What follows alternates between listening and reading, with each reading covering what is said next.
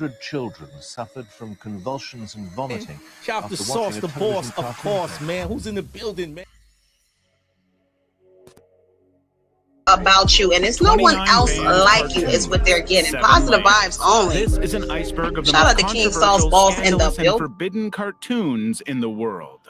We'll start with the less scandalous cartoons and slowly shift into the more disturbing and unforgettable ones. Let's start at the tip of the iceberg. Level 1. I Feel Good, Shrek. In 1995, DreamWorks Animation was working on one of their first animated movies, an adaptation of a children's book, Shrek. During the pre-production phase, the crew put together an animation test to work out the tone, look, and feel of what would become a classic animated movie. The animation features a stylized version of Shrek voiced by Chris Farley, the original choice for Shrek, as he dances through a medieval city while singing James Brown's classic, I Got You, I Feel Good. I feel good. The scene takes a comedic turn when a mugger attempts to rob him, only to be effortlessly dispatched by Shrek, who continues his dance unbothered. Initially, the animation test was largely forgotten, with only still images circulating among fans and enthusiasts. Nobody had an actual copy. But then, snippets began surfacing online. In 2018, an eBay auction revealed that a buyer had acquired the tape along with models from the film's production, igniting hugely excited discussions with the lost media community. The full animation remained elusive until November 23, 2023, when Barry E. Jackson, one of the original production designers, uploaded the complete test to YouTube, along with the audio. The animation test is wildly different from the movie DreamWorks ultimately produced. The character designs are different, the movement is different, and it shows how Farley's unique comedic style influenced Shrek's character before Mike Myers took over the role following Farley's untimely death in 1997. At this point, even our grandma is using Pi ad block. What's your excuse? Let me lay it out for you. Pi is a free. The Mask of Matches Malone. The Mask of Matches Malone is an episode of the animated series Batman the Brave and the Bold, originally intended as the 17th episode of Season 2. However, the episode was temporarily withheld from airing in the United States due to content issues. The episode's plot revolves around Batman, Huntress, and Black Canary pursuing Two-Face, with Catwoman also getting herself involved. But during an undercover operation, Batman suffers amnesia and begins to believe he is actually the gangster Matches Malone, forcing the female heroes to contend with both the amnesiac Batman and Two-Face. What sets this episode apart is the unique approach to Batman's character.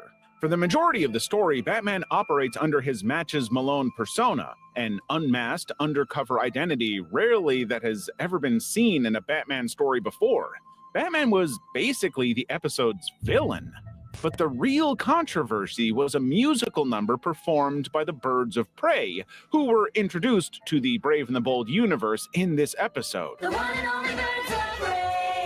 Black Canary, Huntress, and Catwoman sing a song containing several suggestive lyrics and references to other DC heroes, including jokes about the Flash being too fast and Aquaman having a little fish. Aquaman's always courageous.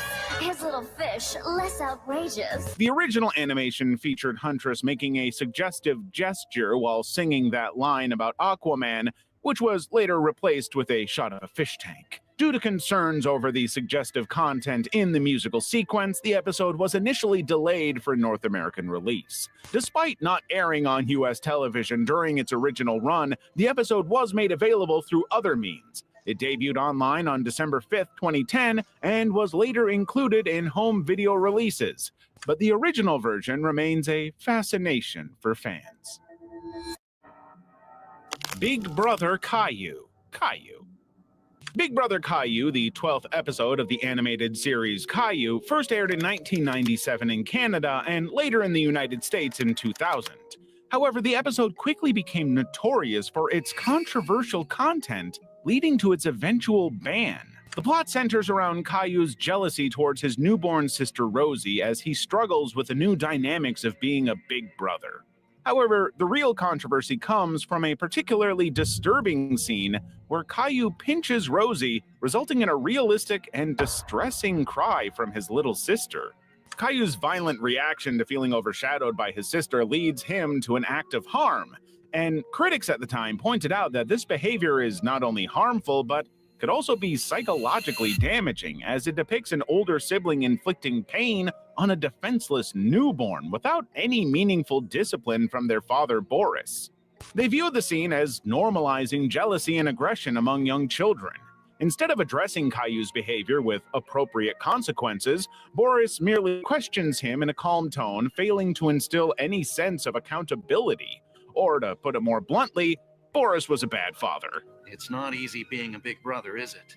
But now that you are a big brother, you can protect Rosie. This lack of discipline contributes to the perception that Caillou is a karma Houdini, a character who escapes repercussions for his actions, which can send troubling messages to young viewers about conflict resolution and sibling relationships, especially if they're harming one another.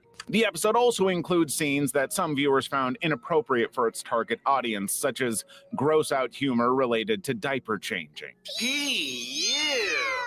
The combination of these elements led to significant backlash from parents and educators alike, prompting networks to censor or completely ban the episode from airing on children's programming blocks like Cartoonito. The negative reception is reflected in its low IMDb rating of 2.1 out of 10, marking it as one of the most widely disliked episodes in the Caillou series. Hey, business owner, tired of wasting hours on scheduling, attendance, and payroll? Connect Team's here to simplify all of that for Midlife Crustacean. Midlife Crustacean is an episode from the third season of SpongeBob SquarePants that originally aired on January 24th, 2003. The episode centers around Mr. Krabs experiencing a midlife crisis. Feeling old and out of touch, he overhears SpongeBob and Patrick discussing their plans for a wild night out. So, what kind of hot rod will we be cruising in tonight? Eager to feel young again, he asks to join them. However, their activities turn out to be rather mundane, including visits to a laundromat and picking up trash on the highway. The episode's controversy stems from a scene where Patrick suggests a panty raid as the final activity. I guess you're gonna miss the panty raid. This involves breaking into a woman's house to steal her underwear. But the raid takes an unexpected turn when they discover they've broken in to Mr. Krabs' mother's house, resulting in Mr. Krabs being sent to his childhood room as punishment for his perverted fun. In 2018, Nickelodeon removed Midlife Crustacean from rotation following a standards review, releasing a statement stating that some story elements were deemed not kid-appropriate. While the network did not specify which scenes caused the issue, it's pretty obvious that the panty raid scene was the primary reason for the episode's removal. To this day, the episode remains unavailable on official channels and streaming platforms, including Paramount Plus and Amazon Prime Video. In July 2023, the episode briefly reappeared on Paramount Plus due to what was described as a technical error. It was promptly removed again, with a Paramount spokesperson confirming that its appearance was unintentional. Despite its controversial status, Midlife Crustacean remains a part of SpongeBob SquarePants history, with some fans calling for its reinstatement. Level 2. The Great McGrady. The Great McGrady is a two-part episode from the 13th season of the animated children's series Arthur, which originally aired in 2009. The episode centers around Mrs. McGrady, the school's beloved cafeteria cook, being diagnosed with cancer. The storyline exposes how Arthur and his friends react differently to this news, with some characters struggling to cope while others try to offer support. The episode gained attention for its sensitive handling of a serious topic rarely addressed in children's programming. But it also featured a pretty significant guest star for the show, Lance Armstrong, a professional cyclist and cancer survivor who appeared as himself to offer encouragement to one of the characters. Unfortunately, in 2012, Armstrong admitted to using performance-enhancing throughout his cycling career. And suddenly, this episode became controversial. As a result of the doping scandal, the episode was removed from circulation by PBS. The network pulled it from reruns, and it was also removed from digital platforms like iTunes and Amazon. But the creators were also disappointed by what happened, believing that the episode was good. So in 2021, they decided to remake the episode for the show's 24th season. The new version, while maintaining the original sensitive storyline about Mrs. McGrady's cancer diagnosis, replaces Lance Armstrong's character with Uncle Slam, an Elwood City wrestling champion who is also a cancer survivor, and notably not a doper. The remade episode aimed to preserve the important message about coping with a loved one's cancer diagnosis while removing the association with Armstrong. It retains many of the original plot points, including the characters' varied reactions to the news and their efforts to support Mrs. McGrady. Despite the controversy surrounding the original version, both iterations of The Great McGrady have been praised for their thoughtful approach to discussing cancer with young viewers. Shirley Dimples, The Land of Odd. In 1987, the animated series Garbage Pail Kids was due to start airing. The series was based on popular but controversial trading cards of the same name and featured gross-looking kids with unique abilities who helped others. Well, the cards were anyway. The show was something else entirely. But despite being produced and heavily promoted by CBS for the 1987-88 season, Garbage Pail Kids never aired in the United States. The show was abruptly pulled from the schedule just days before its planned debut, replaced by an extended 90-minute version of Muppet Babies. The reason? The whole show. The cancellation came after protests from several organizations, including Action for Children's Television, the National Coalition on Television Violence, and the Christian Leaders for Responsible Television. These groups raised concerns about the show's content, claiming it ridiculed disabled individuals and glorified violence in its rough-and-tumble style. But the show was also not very popular with audiences for another reason. It essentially functioned as a program-length advertisement for Garbage Pail Kids toys and trading cards. The show was directly connected to the popular merchandise line, and it's easy to see the link. The controversy surrounding the series led to several major advertisers, including Nabisco, McDonald's, and Crayola, withdrawing their support. Some advertisers cited pressure from interest groups, while others were unable to pre-screen the series due to a lack of advanced tapes and simply didn't want to get involved with a show whose quality was unknown. As if all that wasn't bad enough, multiple CBS affiliates announced their refusal to air the series weeks before its scheduled premiere. Despite not airing in the United States, Garbage Pail Kids found an international audience. The series was broadcast in various countries, including Spain, Italy, France, Germany, and the United States. But in the US, the show is nothing more than a cult hit.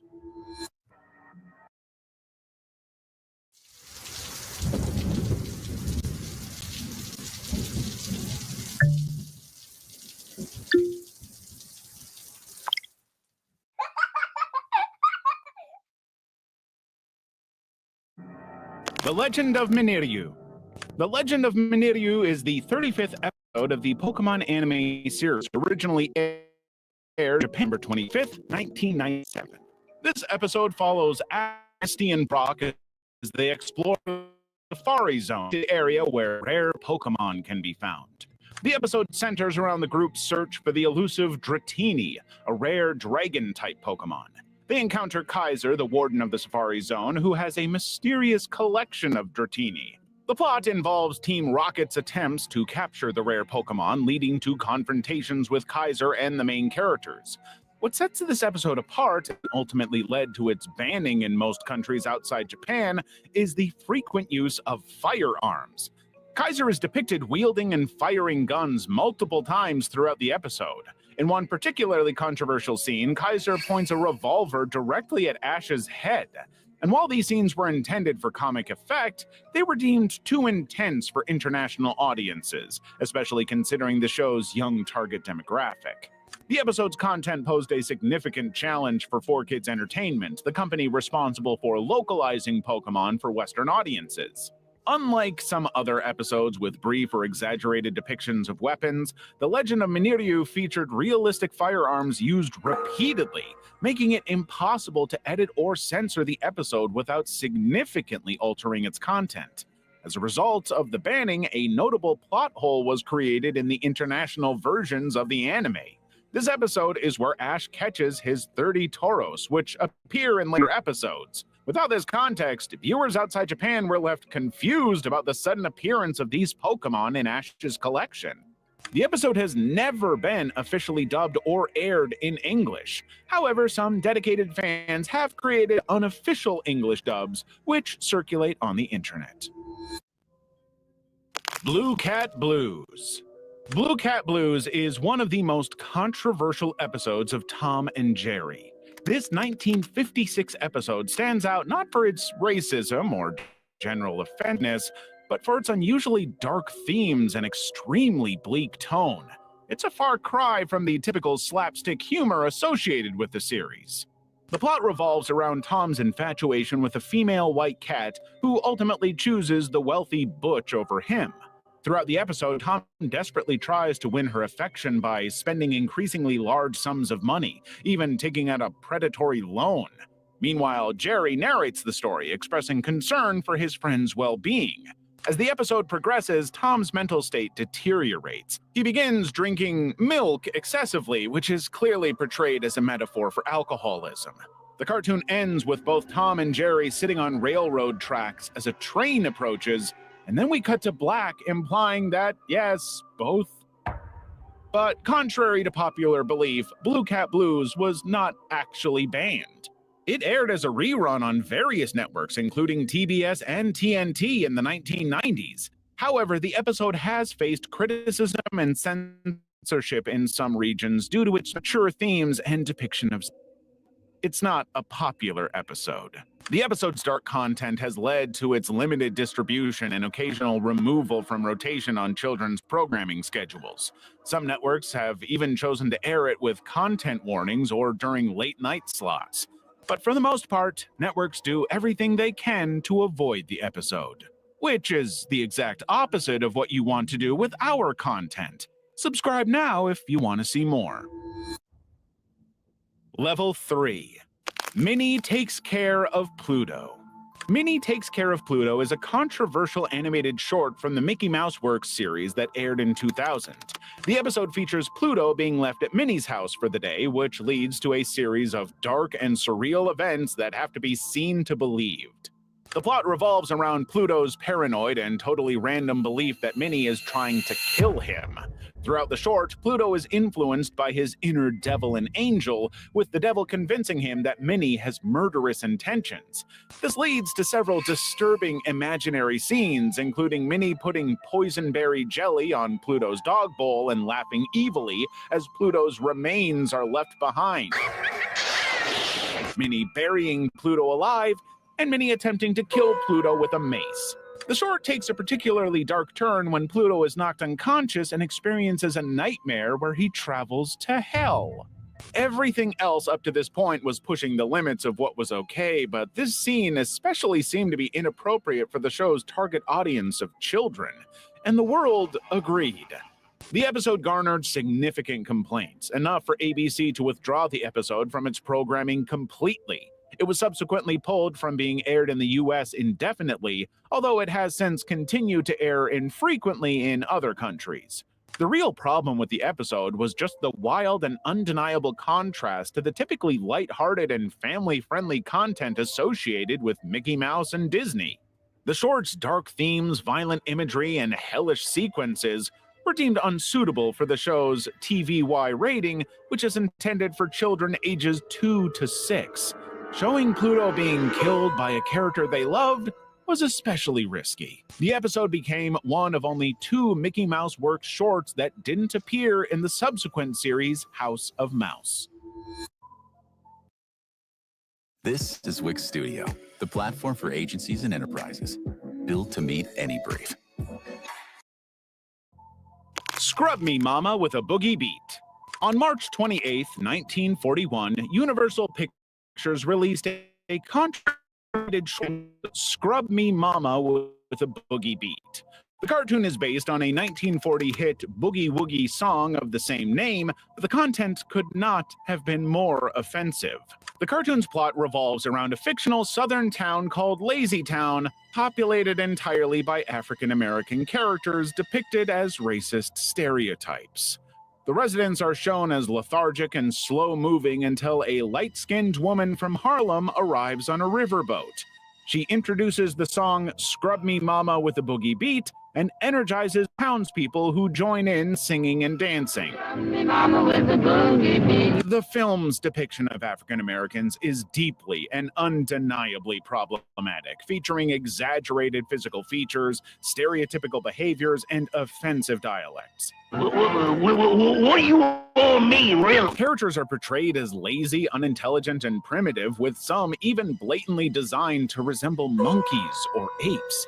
The light-skinned woman from Harlem is presented as the only character with human-like qualities, which just makes the whole thing feel even more undeniably racist.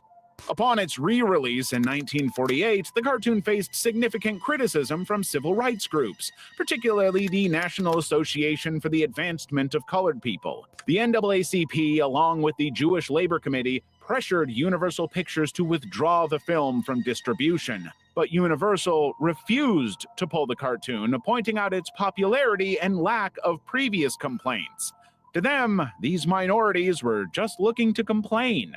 However, the backlash did not stop. After continued pressure from civil rights organizations, Universal finally announced the withdrawal of Scrub Me Mama with a Boogie Beat on February 3rd, 1949.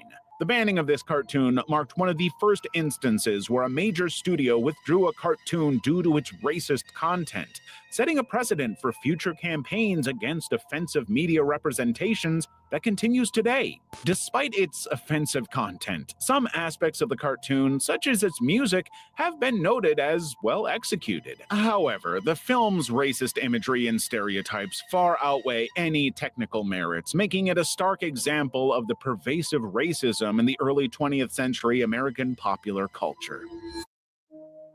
Stewart's House.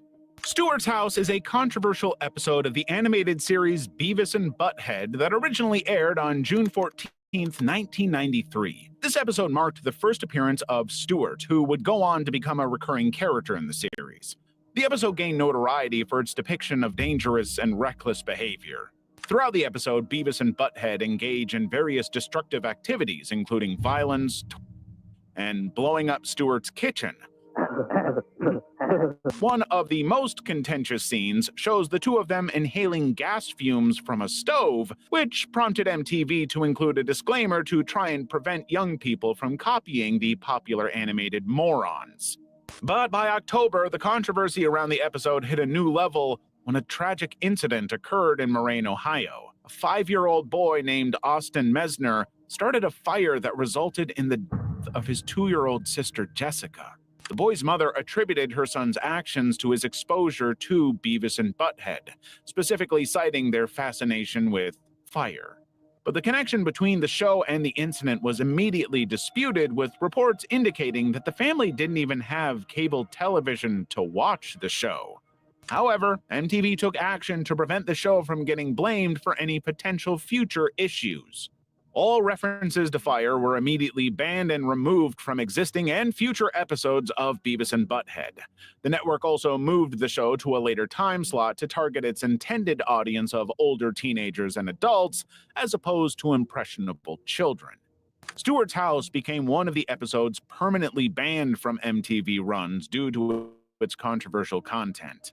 The episode's portrayal of the characters inhaling stove gas and causing explosions was deemed too risky for broadcast in light of the Ohio incident.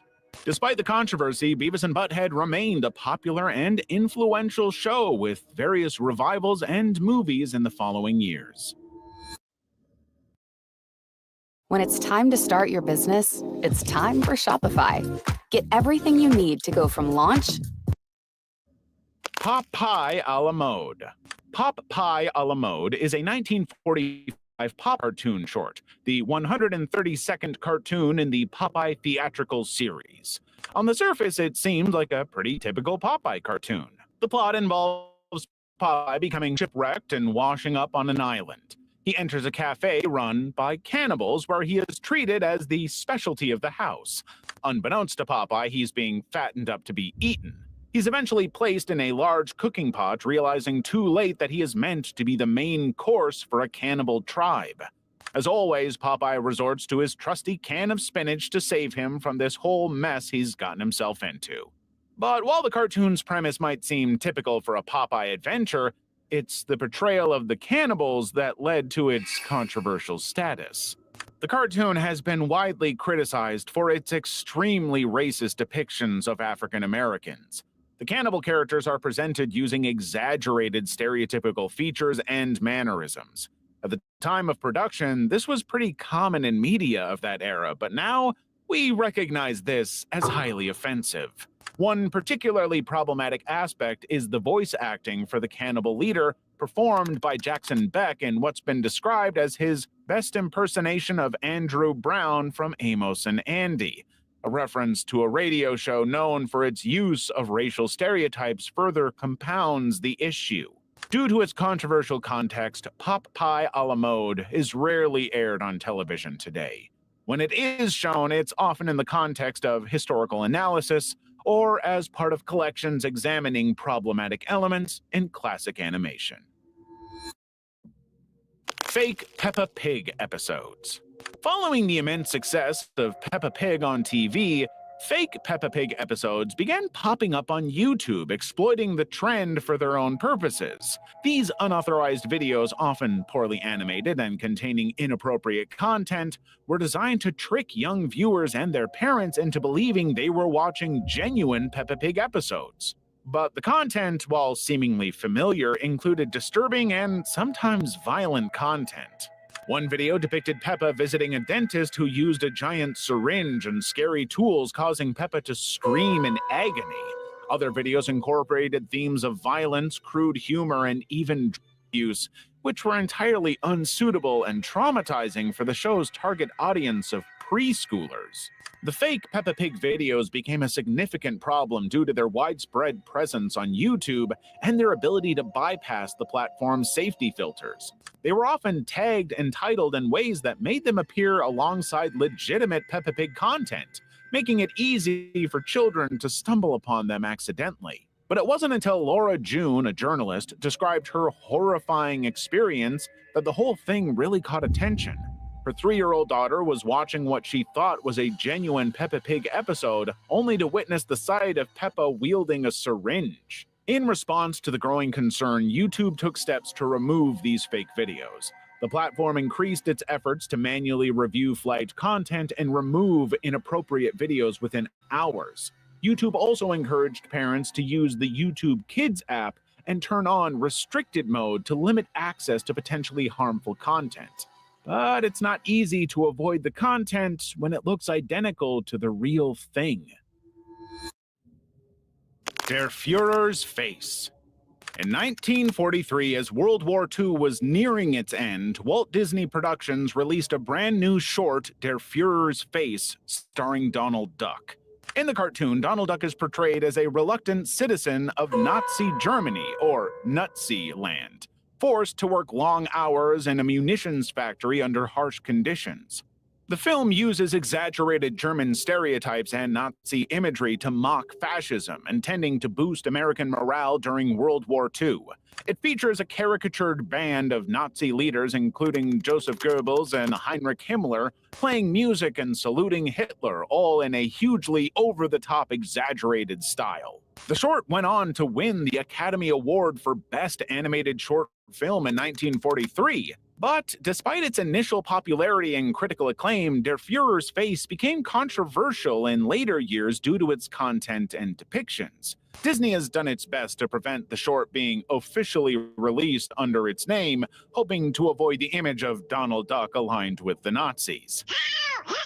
And in 2010, the cartoon was banned in Russia when it was added to the federal list of extremist materials. A Kamchatka court included it alongside other materials deemed extremist materials effectively making it illegal to produce or distribute in Russia. The ban was based on a misunderstanding of the film's satirical nature and anti-Nazi message. They thought the short promoted Nazism. However, in 2016, the highest court in Russia overturned the ban. Prosecutors explained to the court that the cartoon was a classic Walt Disney production made as part of an anti-Nazi propaganda campaign. They argued that the film used satire to mock Nazi ideology rather than promote it. Despite its initial ban, the film remains an important artifact of American animation. Level 4. When You Wish Upon a Weinstein. In 2000, the creators of Family Guy wrote an episode for Season 2 called When You Wish Upon a Weinstein. The episode's plot revolves around Peter Griffin, who believes in the stereotype that Jewish people are better with money. After losing the family's savings, Peter prays for a Jewish person to help him with his financial troubles. When Max Weinstein, a Jewish man, has car trouble outside the Griffin home, Peter sees it as a sign and enlists his help. Hi, my name's Max Weinstein. My car just broke down. May I use your phone? Impressed by Max's financial acumen, Peter becomes convinced that converting his son Stewie to Judaism will make him more successful in life. This leads to a series of events where Peter attempts to arrange a bar mitzvah for Stewie, much to the dismay of his wife Lois. The episode never aired in Season 2, held back by Fox executives due to concerns about its content. The main concern was that its content could be interpreted as anti-Semitic. Despite the show's creators' intentions to satirize stereotypes, the network feared potential backlash from Jewish viewers and organizations, but they were also afraid of Disney. The episode features a musical number called I Need a Jew, a parody of the Disney classic When You Wish Upon a Star. So I'll wish upon a star. The parody later became the subject of a lawsuit filed by Born Music Publishers in 2007, claiming copyright infringement. But Fox and Family Guy won the lawsuit in 2009. The episode remained unaired on Fox for 4 years after its initial production. It eventually made its television debut on Cartoon Network's Adult Swim block on November 9, 2003. Fox finally aired the episode on December 10, 2004, and the episode has remained in circulation since. Family Guy episode you've never seen. Next Sunday at 11 p.m. on Adult Swim. The Adventures of Mark Twain. In 1985, a stop-motion animated movie called The Adventures of Mark Twain released all across America. The movie follows Mark Twain and 3 of his fictional characters, Tom Sawyer, Huck Finn, and Becky Thatcher, as they embark on a fantastical journey aboard an airship to meet Halley's Comet. The film's unique claymation style and ambitious storytelling set it apart from other animated features of its time, combining various stories and themes from Twain's works to create a patchwork narrative that explores the author's life, philosophy, and literary creations. But one particularly disturbing section of the movie meant that it would never be broadcast on television. This scene, based on Twain's story The Mysterious Stranger, features a character named Satan who creates and then destroys a miniature civilization. What's your name? Satan. The sequence includes unsettling imagery and themes that were deemed inappropriate for children who were perceived to be the target audience. The film was initially tested with teens and college students who loved what they saw, but the studio didn't want to release it for them. The unique visuals convinced them that children would respond much, much better despite the complex themes and dark content. That's why the movie got a G rating and was marketed to the very audience that got traumatized. The movie unsurprisingly struggled at the box office, earning only $849,915 against a budget of $1.5 million. The film's limited theatrical release and subsequent banning from television have contributed to its status as a cult classic and a source of trauma for many unsuspecting children. The Kitchen Casanova. Throughout the 1990s, Cartoon Network allowed aspiring animators to produce original shorts to be aired on their What a Cartoon series. That ended up launching major hits for the network, including Dexter's Laboratory, Johnny Bravo, Courage the Cowardly Dog, Cow and Chicken, I Am Weasel, and the Powerpuff Girls. But one of the one-offs that's most notable was The Kitchen Casanova, a short animated film. Directed by John McIntyre, the plot revolves around Casanova, a first-time cook attempting to make an impressive meal for his date, Doris. However, things quickly go awry when the pages of his cookbook, leading to a chaotic mixture of ingredients. Throughout the short, Casanova neglects his dog Pudge while focusing on the dinner preparations. The animation style and characters were noted for their originality, with some viewers finding the short very funny. However, The Kitchen Casanova became controversial and was eventually banned from airing on Cartoon Network entirely. The reason was a single scene in which the main character accidentally cuts off his finger while cooking. This graphic content was deemed too frightening and violent for the show's young audience, and it surely wasn't going to get a show like Dexter's Laboratory or Johnny Bravo. Despite its ban, The Kitchen Casanova has gained a certain notoriety among animation enthusiasts. Some viewers remember it vividly due to its unique animation style and the psychotic nature of its characters. It's worth noting that while The Kitchen Casanova was part of the What a Cartoon series, it was produced by Cartoon Network Studios rather than Hanna-Barbera, which created many of the other shorts in the series. For that reason, it's definitely more unique than the shorts that would go on to have their own shows.